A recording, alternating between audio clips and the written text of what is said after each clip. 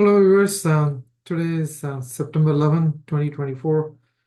I'm here to share my thoughts on the US presidential elections 2024. So let's talk about the debate, the much-awaited debate between Kamala Harris and Donald Trump happened yesterday. And let's go over the issues that they covered and how each one of them did on each one of those issues.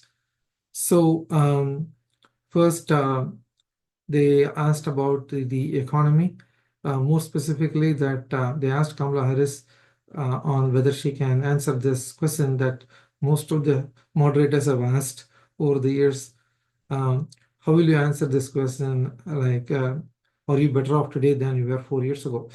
This is a very difficult question for Kamala Harris to answer because she knows that inflation is very high and people are finding it very difficult to go and eat out, and they are finding it difficult to buy groceries because of the high prices on groceries. But she started off, from my perspective, on a very weak note.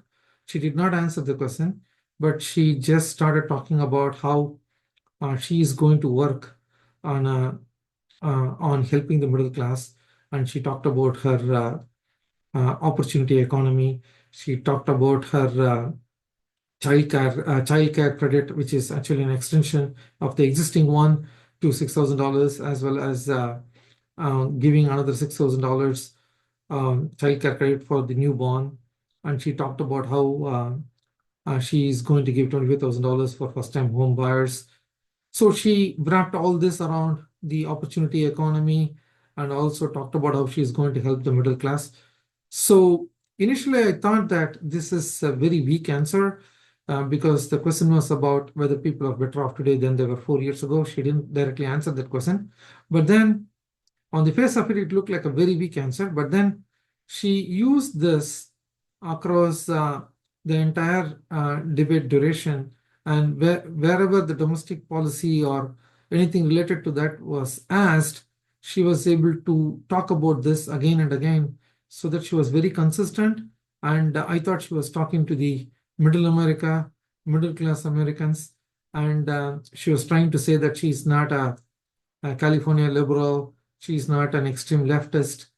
She was more like a centrist, and she's trying to help the middle class and lower income people as well. So from that angle, even though she didn't answer that question, I think she did pretty well considering the circumstances, and Democrats are on the defensive on that issue. Then if you look at the Republican side, I thought Donald Trump had a great opportunity to talk about the economy, what he did in his first 4 years and what he's planning to do for the next 4 years. However, he gave very inaccurate figures. He talked about how the current inflation is even 50, 60, 80%, which is not true. So he missed out an opportunity. Instead of talking about exactly what happened in his term and how he grew the economy, he talked about numbers that were not quite right, and people will very easily see through that. So I think he missed out a great opportunity on this. Nevertheless, Republicans still hold an edge on this issue of economy, and people are also saying that this is the most important issue in this election. But from my view, I think Kamala Harris did better than Donald Trump on this issue during the debate. Then they talked about immigration. And in immigration, again, Democrats are pretty much on the defensive on the illegal immigration issue. So Kamala Harris was able to at least soften this issue a bit by talking about how both Democrats and Republicans came up with a bipartisan bill to solve this illegal immigration issue. But they were about to pass this bill 2-3 months ago. But Donald Trump called his friends in the House and in the Senate and asked them not to proceed with it. She gave that history, even though it's a history just 2-3 months old. So she was able to say that this guy would like to run on the issue as opposed to solving the issue. So I think, again, she's on the defensive, but she was able to give an answer that looked reasonable, and that is indeed reasonable. On the other side, if you look at the response from Donald Trump, he had a lot of good talking points that he could have used. Instead, he again gave incorrect numbers. He talked about how around 19 to 21 people per month are crossing over the border. That's false. And then he also talked about how people from prisons and mental institutions are released so that they can cross the border and come to the country. Again, that's also false. And then he talked about how some of these illegal immigrants are stealing the pet animals and they are eating them. Again, this news was also debunked by pretty much everybody. So instead of actually talking about what he would like to do and how he will control the border, he gave these kind of statistics which are totally wrong. So I think, again, he missed a great opportunity, because this is an issue, again, that helps the Republicans. It's still going to be an issue that's going to help the Republicans in the election, but I don't think he satisfactorily answered the question during the debate. Then they talked about reproductive rights. This is one issue that helps the Democrats across the board. And so Kamala Harris was very passionate about it. We could see that she's very passionate about this issue. And she talked about how when Roe v. Wade was overturned and it has gone to the states, so many states have passed laws, very restrictive laws. And this will force some of the women to go across the state to get an abortion. And she talked about how the medical professionals, doctors, are finding it very difficult. They are worried about criminality. So she was able to present very valid examples on how this is really, really bad for the country. And we could see that she's very passionate about it. And she also knows that this is an issue that Democrats are on the advantageous front. Then you go back to what his statements were during the debate. He talked about, Donald Trump. He said that these people are going to basically do abortion even after the baby is born. First of all, when the baby is born, then it is not an abortion. It's actually murder.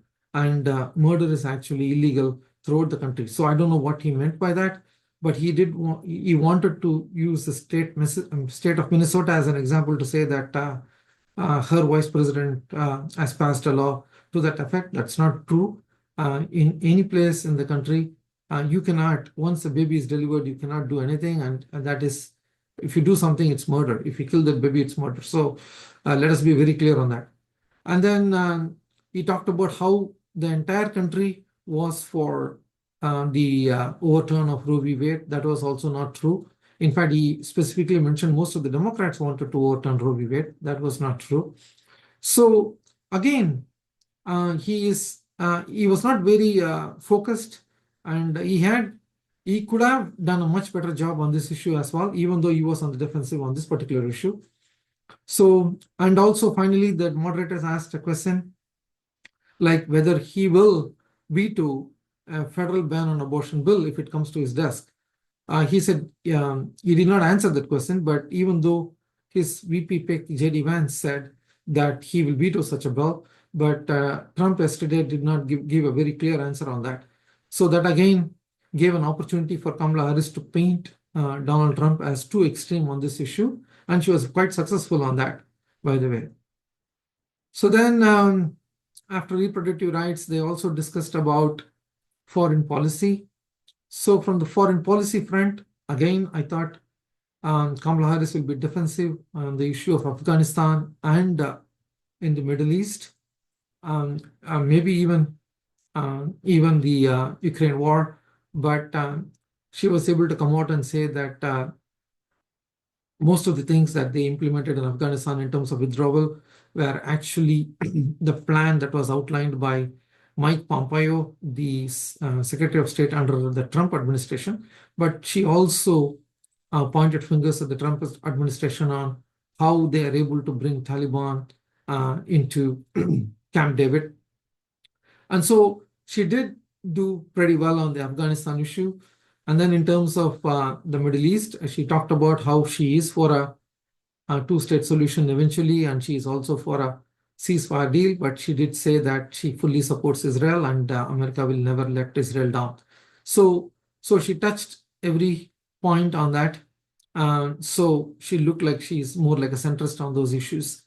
Then when it comes to the war in Ukraine, she said that you cannot let Putin take over territory in Ukraine and it will become a slippery slope. The entire Europe will be in trouble. In fact, she specifically mentioned that there are some close to 800 or 900,000 Polish Americans are in Pennsylvania.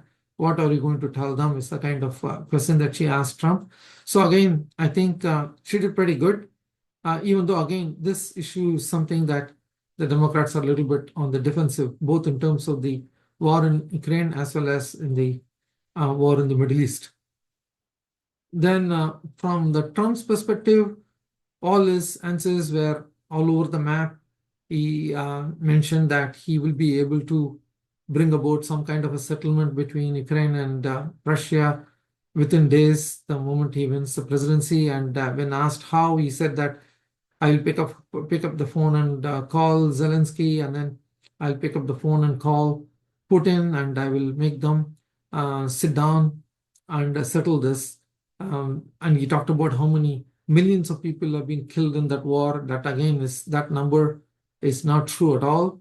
But nevertheless, he proved that he does not want to take a stance that is anti-Russia, that is perceived as anti-Russia or anti-Putin. So again, in foreign policy, it looks like Kamala Harris did much better than Donald Trump. Then in terms of domestic policy, they touched this domestic policy in 3-4 times, mostly on taxes and how the tariff would work. This has been discussed again multiple times in the national media. So Kamala Harris was again for the opportunity economy, giving some tax breaks for the small businesses, whereas Trump was saying that he will give tax cuts and he will also impose tariffs. So again, it looks like at the end of the day that this domestic policy issue is more or less like a draw. Both of them did not really come out with a clear plan or a clear policy proposal on how they're going to pay for it. So from my view, it's pretty much a draw. So from domestic policy, they went on to healthcare, I believe, and on healthcare, again, Kamala Harris, this is a sweet spot for the Democrats. The Affordable Care Act was passed by the Obama-Biden administration. It's very popular, but Trump ran in 2016 on the platform of repealing Obamacare and replacing it with something better. He ran on the same platform in 2020. And so Kamala Harris was able to talk about the benefits of the Obamacare or the Affordable Care Act. She talked about how before Obamacare, people with pre-existing conditions found it very difficult to get health insurance. And so, I mean, it's overall, healthcare is something that benefits the Democrats electorally. So she did a very good job. But Trump, when asked on what he is planning to do, he said that he's trying to improve Obamacare if he can, or Affordable Care Act if he can, and he's looking for something better. As long as the cost is lower and the plan is better, he's all for it, is what he said. When pressed on this to see whether he has such a plan, he said, no, I don't have such a plan right now. So the people will then naturally ask, I know you were the president for 4 years and then you had another 4 years.